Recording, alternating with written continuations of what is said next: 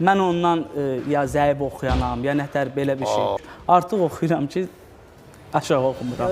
Oxumaqdan gedir söhbət. Artıq oxuyuram ki, aşağı oxumuram. Vasif Məhrəmli bugün Respublikanın əməkdar artistidir.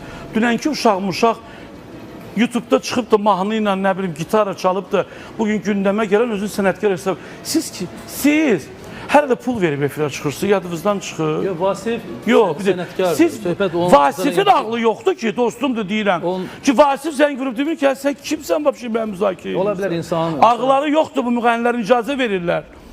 Gör hansısa bir, bu nə deməkdir ki, dünənki uşaq çıxır əməkdar arır. Sabah bir şehirdən çıxıb çıxatır edir. Nə sevgi şairəsi, sevgi şairi. Elə şey olar. Siz başa düşün ki, o insanlar, siz göndər sözlə səhifələrə, o insanları yalnız TikTok'un o 3 manatlıq bəzi səhifələrində onlar havayı paylaşa bilərlər. Onlar necə ki, sizə pul verib çıxırlar. Gərək o səhifələrə pul versinlər ki, onlardan yazsınlar. Anlamırsınız?